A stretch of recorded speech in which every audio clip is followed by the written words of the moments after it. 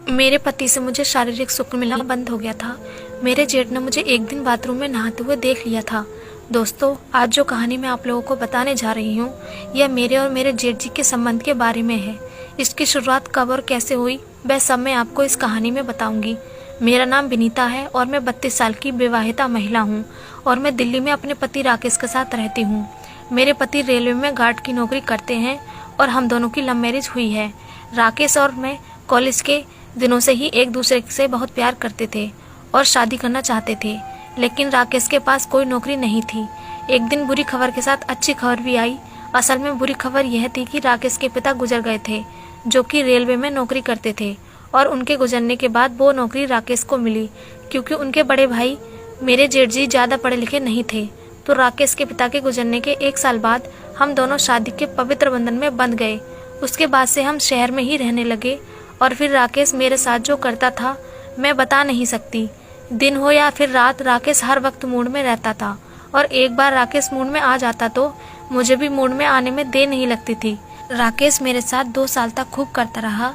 मेरी फिगर की साइज शादी से पहले जैसी थी, उससे कहीं ज़्यादा उभर गई थी और साथ ही मेरी प्यास भी बढ़ गई थी। लेकिन अब समय के साथ राकेश ठंडा पड़ने लगा था। अपनी अधूरी प्यास को फिर मैं अपनी उंगलियों की मदद से पूरी किया करती थी। इसके अलावा भी मैं कभी बैगन, कभी ककड़ी, कभी खीरा, ऐसी चीज़ों से काम चला रही थी। कुछ महीनों तक मैं खुद ही अपना मन बहलाती रही और वीडियो देखकर करती रही। एक दिन जब मैं घर पर खाना बना रही थी तो अचानक से मेरे जेठ जी का कॉल आ गया। मैंने उनको पहचाना नहीं तो फिर उन्होंने अपना नाम बताया और कहा, राकेश का बड़ा भाई बोल रहा हूँ। वो राकेश के बारे में पूछने लगे तो मैंने बताया कि वो काम पर गए हैं। बातों बातों में फिर वो पूछ बैठे, इस बार दशहरे के त्योहार पर तो आ रहे हो ना? मैंने कहा, क्या पता जेठ जी, अभी कुछ कह नहीं सकती। दशहरा आने में 3 सप्ताह बाकी हैं, हो सकता है इस बार हम आ जाएं। जेठ जी बोले, चलो कोई बात नहीं, अगर आओगे तो मुझे बहुत खुशी होगी। चलो अभी कॉल रखता हूँ, कुछ काम है। मैं बोली, ठीक है जेठ जी, अपना ख्याल रखना। रात को जब राकेश आए तो मैंने उनसे सारी बात कही तो फिर वो कहने लगे कि अजय का कॉल तो मेरे पास आता ही रहता है, वो हर बार गाँव आने की बात करता रहता है। मैंने कहा, तो एक काम करो, उन्हें कानपुर से दिल्ली कुछ दिनों के लिए बुला लो, कम से कम कुछ दिन साथ ही रह लेंगे। राकेश बोला, हाँ तुम ठीक कहती हो, मैं कल ही भैया से बात करता हूँ। राकेश ने अगले दिन जेठ जी से बात करने के बाद मुझे कॉल करके बताया कि जेठ जी 3 दिन बाद हमारे घर आ रहे हैं और मुझे उनके लिए एक बंद कमरे को साफ करने के लिए कह दिया। फिर वो आ गए। मैंने पैर छूकर उनका आशीर्वाद लिया, फिर उनसे चाय पानी का पूछा। फिर मैं नहाने के लिए चली गई। वापस आई तो देखा कि वो खाना खा चुके थे और बर्तन धो रहे थे। मैं जल्दी से उनके पास गई और उनको बर्तन धोने से रोका और कहा, मैं धो लूंगी, आप रहने दो। बर्तन धोने के बाद मैंने फ्रिज से ककड़ी निकाल ली जो राकेश सलाद के लिए लाया था। मैंने एक ककड़ी उसमें से बचा ली थी। मैंने ककड़ी ली और करने लगी। मुझे बहुत सुकून मिल रहा था। किचन में ही मैं नाइटी उठाकर बैठी थी। मैंने ध्यान नहीं दिया कि घर में आज कोई मेहमान भी है। मैं तेजी से ककड़ी को अंदर बाहर कर रही थी। बहुत मज़ा आ रहा था। फिर मैं जल्दी से उठी और बाहर वाली नाली पर जाकर बैठ गई। मेरा पूरा बदन पसीने से गीला हो चुका था। बेफिक्र होकर मैं किए जा रही थी। मेरी हल्की सिसकियां भी निकल रही थी। मैं करने में लगी थी। करते करते मुझे राहत मिली। जब मैं उठकर वापस मुड़ी तो मेरे जेठ जी अपनी लुंगी निकाले खड़े थे और उनका तना हुआ उनके हाथ में था जिसे वो पकड़े हुए थे। उनको देखकर मैं डर गई। फिर वो मेरी ओर बढ़ने लगे। मैं वहाँ जाने लगी तो उन्होंने मुझे हाथ लगाकर रोक लिया और बोले, कहाँ जा रही हो, पहले धो तो लो, क्या फिर मैं ही धो दूँ? ये कहते हुए उन्होंने मुझे पकड़ लिया और मैं जल्दी से बाथरूम में घुस गई और सोचने लगी, ये क्या कर दिया मैंने, कितनी पागल हूँ मैं, ध्यान रखना चाहिए था। जेठ जी पता नहीं क्या सोच रहे होंगे मेरे बारे में। कुछ देर में अंदर ही रही। उसके बाद में जब बाहर आई तो जेठ जी वहाँ से जा चुके थे। फिर मैं भी चुपके से अपने कमरे में जाकर सो गई। अगली सुबह मैं 4 बजे उठी और फिर नहा धोकर खाना बनाने लगी। मैं रसोई में थी और ये सोच रही थी कि जेठ जी से कैसे नजरें मिलाऊंगी। कुछ देर बाद वो उठ गए थे और बाथरूम में थे। जब वो बाहर आए तो मेरी तरफ ही आने लगे। मैं घबराने लगी कि पता नहीं क्या बोलेंगे। आते ही उन्होंने मुझे पीछे से दबोच लिया तो मैं बोली, ये क्या कर रहे हैं आप जेठ जी, मुझे छोड़िए। मेरे कान में फुसफुसाते हुए वो अपनी ठरकी आवाज में बोले, तुम्हें चाहिए ना तो मैं हूँ ना तुम्हें मजा देने के लिए। ये कहकर वो मेरी दबाने लगे। वो मुझसे सटकर खड़े थे कि उनका मुझे कठोर महसूस हो रहा था, मगर तभी राकेश ने आवाज दे दी और जेठ जी ने मुझे छोड़ दिया। वो रसोई में चले गए। तब तक दिन निकल आया था और मैंने उन दोनों को चाय बनाकर दे दी। फिर सुबह का नाश्ता करते हुए राकेश कहने लगे, आज हम खरीदारी करने जाएंगे। जेठ जी बोले, आज तुम्हारी छुट्टी है क्या? राकेश बोला, नहीं, आज मुझे रात की ड्यूटी पर जाना है। ये बात सुनकर जेठ जी के चेहरे पर एक शरारत भरी मुस्कान फैल गई, जिसका मतलब मैं समझ गई थी। फिर सबने नाश्ता खत्म किया और हम लोग खरीदारी करने के लिए निकल गए। शाम के 5 बज चुके थे। राकेश अपनी ड्यूटी की तैयारी करने लगे। 6 बजे वो ड्यूटी के लिए निकल गए। उसके बाद जेठ जी नहाने के लिए चले गए। जब वो नहाकर निकले तो उन्होंने सफेद रंग की धोती लपेट रखी थी, जो कि काफी पतली थी। बदन गीला होने की वजह से जांघों से धोती चिपक गई थी और उस झीनी सी धोती में जेठ जी का लटकता हुआ मुझे नजर आ रहा था। वो काफी देर तक मेरे सामने धोती में यहाँ से वहाँ घूमते रहे और उनका मेरे सामने झूलता हुआ दिख रहा था। जेठ जी की मर्दानगी देखकर मेरी भी चींटियां सी रेंगने लगी थी, लेकिन मैंने कभी उनके साथ संबंध की बात नहीं सोची थी। फिर मैं बाथरूम में गई और कुंडी लगाकर नहाने लगी।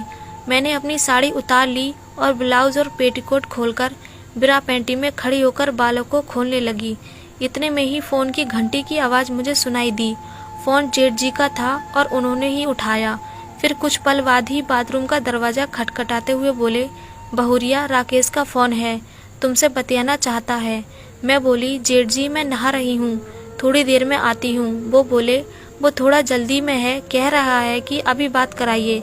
मैंने बाथरूम का दरवाजा हल्का सा खोला और फोन लेने के लिए हाथ बाहर निकाल दिया। जेठ जी ने पहले तो मेरे हाथ को पकड़ा और उसे सहला दिया। मैं नंगी थी और मैं एकदम से सहम गई। फिर अचानक उन्होंने मेरे हाथ में फोन रख दिया। मैंने राकेश से बात की तो पता चला कि वो मेरी तबीयत के बारे में पूछ रहे थे, तो मैंने कहा कि मैं बिल्कुल ठीक हूँ। फिर उन्होंने फोन रख दिया और मैंने हाथ बाहर निकालकर फोन जेठ जी को दे दिया। मैं थोड़ी हैरान थी कि राकेश ने अचानक ऐसा क्यों पूछा। अब फोन लेते हुए भी उन्होंने मेरे हाथ को पकड़कर सहला दिया। मेरे मन में अब दुविधा सी होने लगी और मैं डरी हुई थी। फिर ये सब सोचना छोड़कर मैं बाथरूम के दरवाजे की कुंडी लगाने लगी, लेकिन अब दरवाजा कुंडी पर सटने से पहले ही अटक जा रहा था। मैंने काफी कोशिश की, लेकिन फिर हार कर ऐसे ही नहाने लगी। दरवाजा चौखट में ही फंसा हुआ था और मैंने सोचा कि 5 मिनट की तो बात है। मैं बिना पैंटी उतारकर नंगी हो गई और नहाने लगी। मेरा बदन पूरा गीला हो गया था। तभी एकदम से बाथरूम का दरवाजा धक्के के साथ खुला और मैं दूसरी तरफ घूम गई। फिर पीछे मुड़कर देखा तो जेठ जी केवल अंडरवियर में अंदर घुस आए थे। उन्होंने दरवाजा डालकर चौखट से सटा दिया था और मुझे पीछे से आकर दबोच लिया। घबराते हुए मैं बोली, ये आपने क्या किया? ये गलत कर रहे हैं आप जेठ जी, मैं आपकी बहुरिया हूँ। मेरे कान को अपने दांतों से काटते हुए बोले, खुद को कब तक तड़पते रहने दोगी विनीता? रात को मैं तुम्हारी प्यास देख चुका हूँ, तुम प्यासी और मैं तुम्हारा कुआं। आओ हम दोनों एक दूसरे के काम आते हैं। उन्होंने मुझे पलटकर अपनी तरफ घुमा लिया और अभी भी मेरी नज़र नीचे ही रहे हुए थी। उन्होंने मेरे चेहरे की ठुड्डी को ऊपर से उठाया और मैंने उनका चेहरा देखा। उनके चेहरे पर हवस साफ साफ झलक रही थी, जैसे मैं उनकी मुर्गी हूँ और अब वो मुझे हलाल करने वाले हैं। वो बोले, विनीता, मेरी आंखों में देखो। मैंने उनकी आंखों में देखा। वो बोले, शर्म छोड़ दो और अपने मन से पूछो कि वो क्या चाहता है। मैंने फिर से चेहरा नीचे कर लिया। उन्होंने झटके से मेरे हाथ हटा दिए। इसी पल उन्होंने मुझे अपने सीने से सटा लिया। मेरे अंदर करंट सा दौड़ गया। मेरी नाक उनकी छाती से लगभग ऊपर ही थी और एक मर्द के जिस्म की खुशबू मेरी सांसों में घुलने लगी। मैं पीछे हटने लगी तो उन्होंने मुझे और कसकर पकड़ लिया।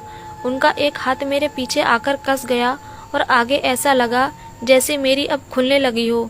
इतने में ही उन्होंने मुझे दीवार से सटा दिया और मेरी गर्दन को चूमने लगे। फिर उन्होंने मेरे होठों को अपने होठों से कस लिया और उनको चूसने लगे। मैं भी कब तक खुद को रोकती और ऊपर से उनके होठों की गर्मी। मैंने भी अपने होठ खोल दिए। जैसे ही मैंने मुंह खोलकर उनके होठों को चूसना शुरू किया और मैं जेठ जी से लिपट गई। अब मैंने खुद को जेठ जी के हवाले कर दिया और उनका पूरा मेरी में उतर गया।